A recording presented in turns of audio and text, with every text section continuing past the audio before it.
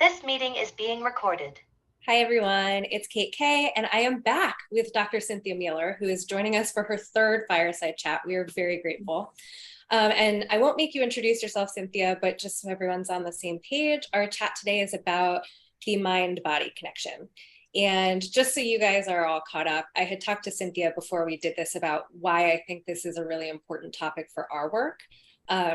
And I'll use myself as an example, which is that I started having panic attacks about a year ago.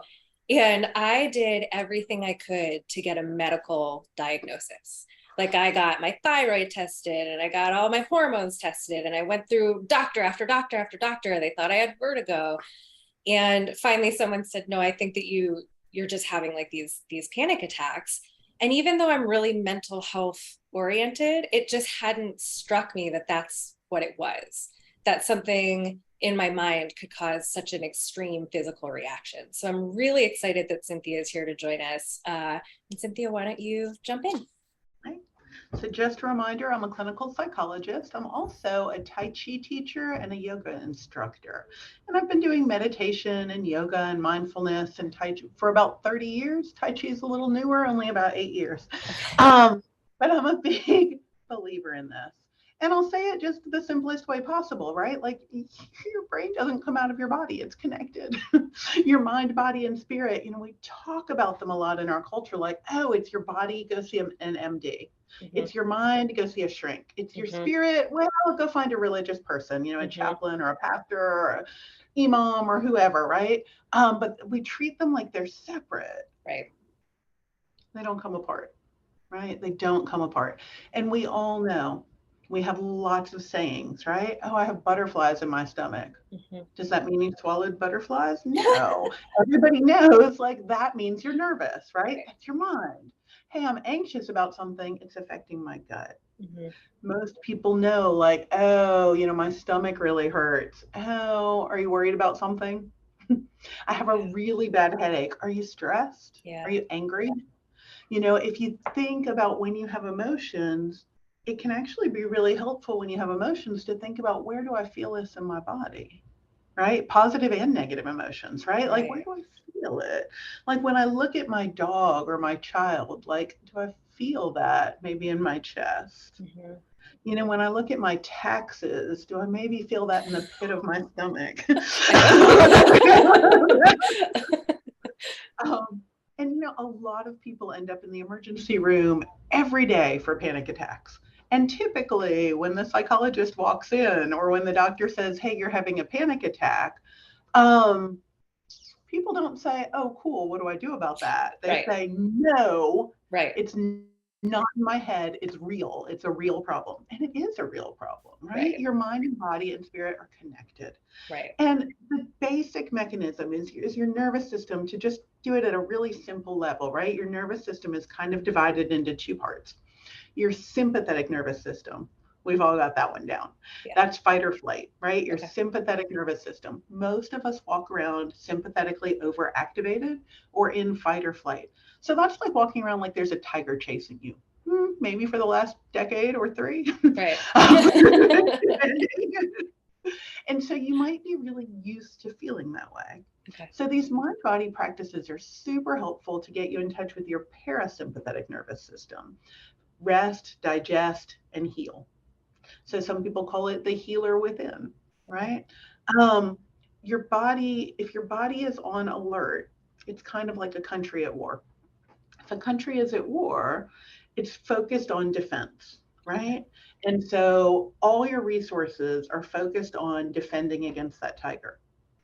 What literally happens is all your blood flow goes to your large muscles. So your brain is only on enough blood to keep the cells from dying.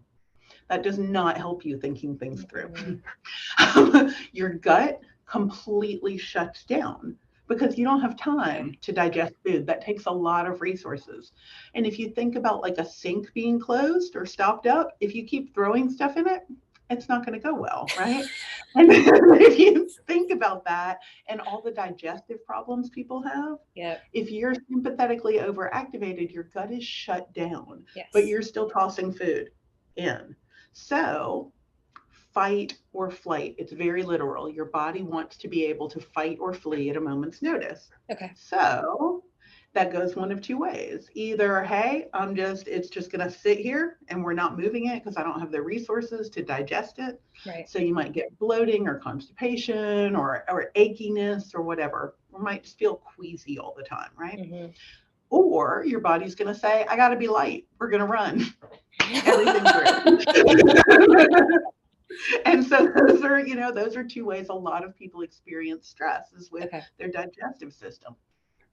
Also, when the blood goes to your large muscles, it's coming out of your fingers, right? And toes, it's coming out of the small muscles into the bigger muscles. So it's going to take you a lot longer to type something. You might drop things. You might bump into things. You might get just really sort of fumble fingered, right? Plus your brain's not working so well. So you're kind of dumb, right? You're not working up to capacity. And you make a lot of mistakes. So and then we all think, oh, I have so much to do. I can't take a break. I need to keep going. Right. And as you do that, it just gets worse and worse and worse. Right. And your productivity, your time on task, like the time it takes you to complete a task, just climbs. And your ability to do something without mistakes declines dramatically. And then the really interesting and terrifying thing is you won't perceive it.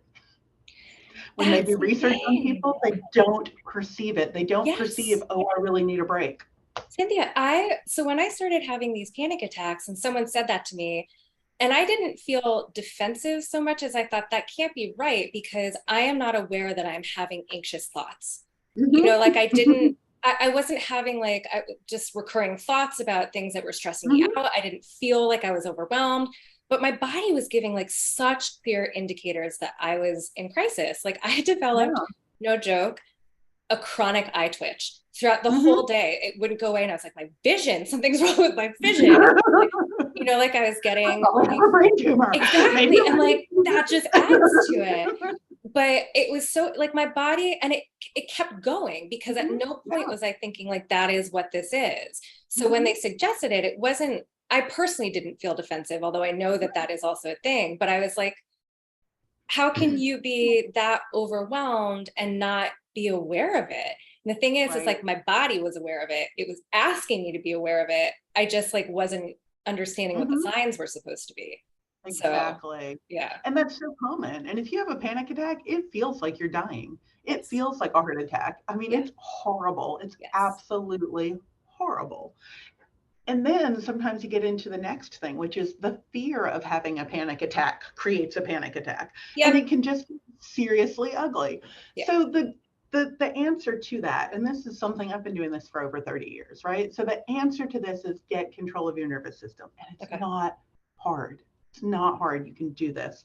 Those breathing exercises we talked about in the first one, taking a break, being able to give yourself that space. And sometimes it's easier to schedule your breaks. I think there have been so many terms over the years, but I think the current catchphrase for this is ultradian rhythms. And it talks about you can't just work forever, right? You have to take breaks and kind of looking at your day and saying, hey, when's the best time for me to do different kinds of tasks within, what control you have over that, right? And so starting to pay attention, which is back to mindfulness, right? Because if you're not paying attention, how can you possibly know what you need? Right. So going back to let me pay attention. When am I better at this kind of task that I have to do? When am I better at this one? Do I do better first thing in the morning to get the hard things out of the way? Or do I need a minute to get myself together and I'm going to do way better at those harder things in the afternoon? Right?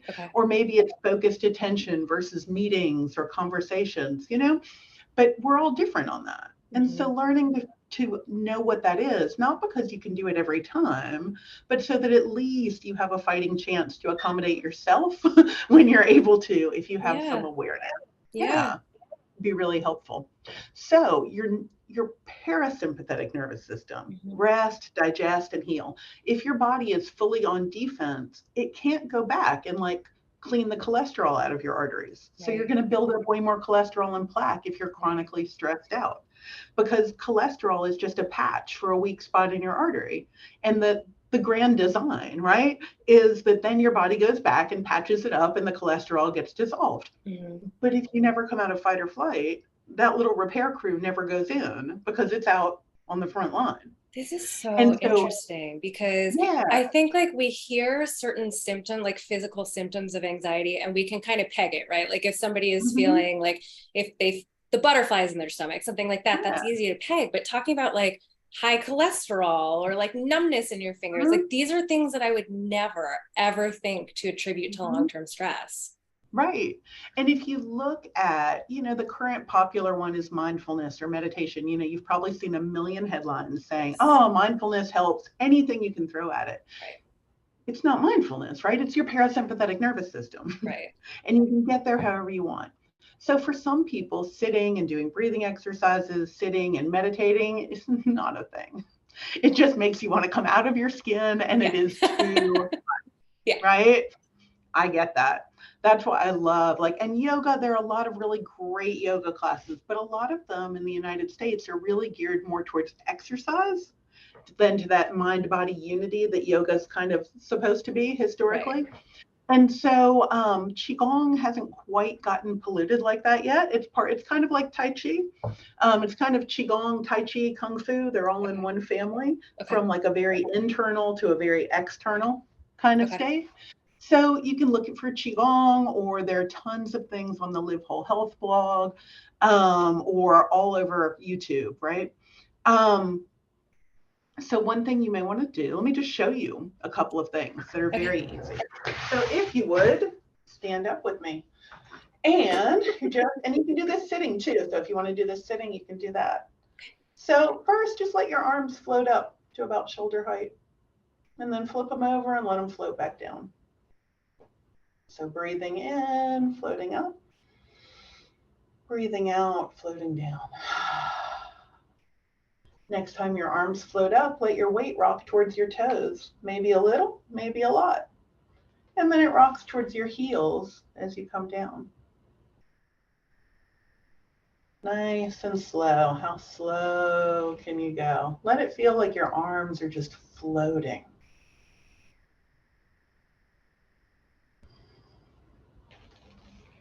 In China, they say that if you do this 100 times a day, you'll have a long and healthy life. If you do it 1,000 times a day, you'll live forever. That would be too much for me. Right. I work in healthcare. Nobody in healthcare wants to live forever. I can see, but I can see where I am feeling calmer and more aware. Yeah. So you're getting your parasympathetic nervous system online. You're also doing a whole lot in terms of your stabilizing muscles in your ankles and feet, especially if you're rocking up on your toes, right? And so that's fall prevention too. Tai Chi and Qigong are great for fall prevention, which, as we know, they were doing great till they broke a hip. So another one to try is just breathe in and stretch up. Oh yeah, okay. And then collapse.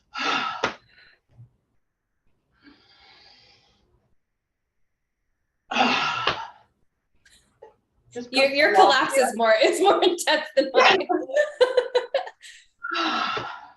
The floppier you get, you can use your body to communicate with your mind that you're safe.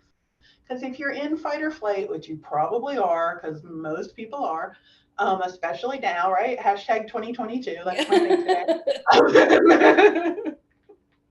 Is the more you can tell your brain with your body. Okay, so another one is just flop over. So flop forward, drop your head, drop your shoulders, maybe a little, maybe medium, maybe a lot, right? And just hang for a minute. You might want to pedal your knees, bend one knee and then the other, kind of wiggle out your lower back, and just hang there. The floppier, the better. You're telling your brain you're safe. If there were a tiger chasing you, you would not do this, right? Right. So when you're ready, bend your knees a lot and roll up and stretch your arms all the way up. Look up, take a big breath in, and then a big exhale. And then just flop back over. The floppier, the better. And do it a couple times. Yeah. Back bends are super soothing. So like laying over the couch, over like a big arm on a couch, you do that with babies, how when they're anxious or whatever, you can flop a baby over and they love to be upside down like that, like over your knees. Back bends are super soothing to your nervous system. Okay. And so you can do a nice supported back bend by like taking a couch cushion and putting it on the floor and just lay over it. What an Or easy put your thing. feet up on the back of the couch, flip yourself over and put your shoulders down on the floor, or just kind of hang off. Okay. Anything to just get your back in a just a light back bend, and then just rest there. Yeah. Or lay flat on the floor and put your feet up the wall. These are all ways that you can use your body to communicate with your mind and let it know I'm safe, and you can turn on the parasympathetic nervous system and turn off that fight or flight nonsense. Okay, so it's really all about finding a way to communicate to your brain like, hey, I think I'm in a safe space right now. That's so interesting. Okay. So to me, it was about like, how do you Yeah. calm the symptoms down? But it's really about how do you just learn to communicate with them? You have to flip that switch. Yeah, you just have to tell your brain, like, nothing's coming after me. Okay. Like, it's just an email that made me angry. It's not going to jump off the screen. Yeah. Because our body's not designed for like psychological, for like cognitive stress. Yeah. It just, you've got one system. Yeah. So if you're in combat and you have to pull a buddy out of fire, right? If you have to flip a car off a baby, if you have to do something extraordinary like that, this is an awesome system. If you just turn it on 24/7, it'll kill you. I mean, it just flat will. I think that's the tricky thing, especially with our community of volunteers, is that a lot of them are veterans or service members. And so they have been taught that when you are in these emergency situations, here is how you function. But we take that on as like a survival mechanism. Like that is the number one thing we should be doing, which is always being ready. And in reality, like that's not what the design is supposed to be, like an emergency, it's a specific thing. It doesn't just last.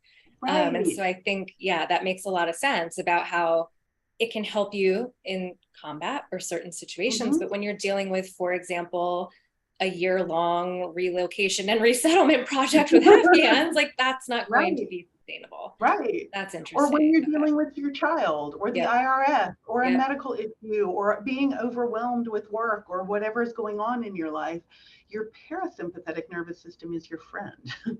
Health challenges, anything going on with your body, again, rest and digest and heal. When your parasympathetic nervous system is activated, and like it can't be both, right? It's really just it's a binary switch. It's one or the other. And so if you can be parasympathetically activated, everything goes better. You can take things with a grain of salt. You can have humor. You can take another perspective on it.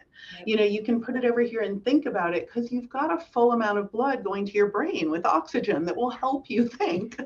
Your time on task will go down. Your productivity will go up if you just take a few minutes, right? And those 2 exercises or 3 exercises I showed you are super simple ways to do that. Okay. There's also Freedom Qigong, and I'll put that in the chat for you so you can send it to people.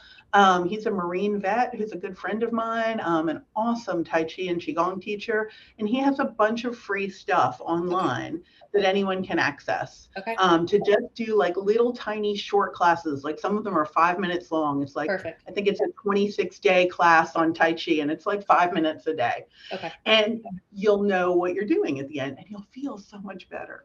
It doesn't take an hour a day. A few minutes here and there will make a huge difference. Taking a deep breath in the morning, standing up and stretching, maybe when the phone rings, right? Maybe you make it a practice that when the phone rings, you stand up and you just stretch as you answer the phone, right? Just that will help your parasympathetic nervous system get more agile and be able to come online so that you can switch back and forth. I promise your sympathetic nervous system is well-toned, right? Living in the world, your sympathetic nervous system is well-toned. It will not forsake you. It will not go away. If you need it, it'll be on right then. Yeah. It's, I think we're just taught to always examine like, what is the problem and how do I fix it? And that's definitely how I approached when I started having these panic attacks. It was, I was going to doctor after doctor for individual things. And I think I would have served myself a lot better if I had stopped to ask, well, what is my body trying to tell me? Because Mhm. I know, like looking back on it, I wasn't cognizant of anxious thoughts. But if I had stopped to take stock of that and how many things were sort of piling up at the same time, I think it would have made things a lot easier for Yeah. me. And I Cynthia, think there's, less is more, right? Mhm. yeah, Oh, go ahead. Sorry. that's okay. There was one thing that I did hope that we could touch back on because I think it's Mhm. important, especially for this community, which is that sometimes when people are having these experiences, they're quick to dismiss that it could be a panic attack because Mhm. they feel like that's not real, or Uh-huh. they feel like that means that they're not in control of something as fundamental as their own thinking. And that's Mhm. not really what's happening, right? Is it's Mhm. like the situation is very real. You're talking about like actual Right. physical symptoms that happen. Mhm. And it's not Right. because we're not strong or tough, it's because Right. our system is trying So to I clue us would into say, something. yeah, and I would say it's much stronger to be able to know what helps you Yeah. than it is to just continue running along. It's kind of like, if you see somebody driving along the road, with a flat tire, and you think, oh man, it would be so much better if you could stop and get a new tire, right? Before like you Exactly. get all the downstream effects of Yeah. like driving on a flat tire, right? Everything goes wrong.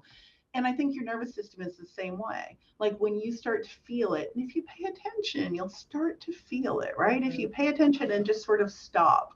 When you start having to backspace a lot, or you're like, what did I just read? I have to read Yeah. that again. Yeah. Or you knock over your coffee because it's your fifth cup of the day and you're a little Yes. jittery, or Yeah. whatever, right? Or you send out an email where the link doesn't work because you didn't take an extra 30 seconds to check it. That was my morning. I was like, this story sounds familiar. If you just stop and take stock, just like you would of any other problem that came to you, right? Stop, notice what's happening, and then take a deep breath and proceed knowing what you know now. Yeah. Like, what's the best course of action? And, what do I need? Because, gosh, maybe I just need to go get some water and go stand outside for a few minutes, go for a little walk, Hmm. even if it's just 3 or 4 minutes, Hmm. and I'm going to feel better. Maybe I need to take a few breaths. Maybe I need a 20-minute nap. Maybe, hey, I'm not going to do that. I'm not going to walk away from the computer, but maybe I could just stretch a little bit while I'm sitting here and reading this next document, right? Right.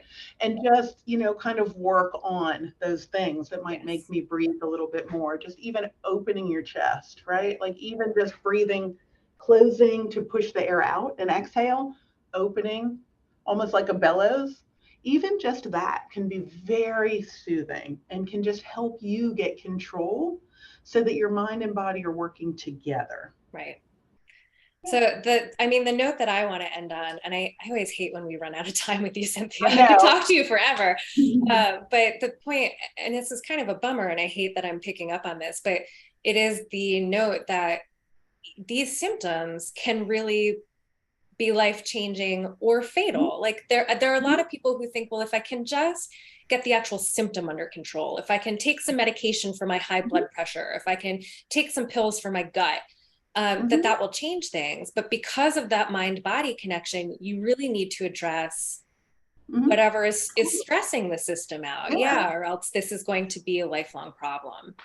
And you just said exactly the way I explain it to people a lot is you are a system, your mind, body, and spirit. And so what's cool is that if one is having trouble, if you're having physical symptoms, you don't have to necessarily go in at the level of your body, right? You Right. can go in from your mind or your spirit. Right. If your mind is having trouble, you can go in from your body or your spirit. If your spirit's having trouble, right, you have those other two ways into the Yeah. system.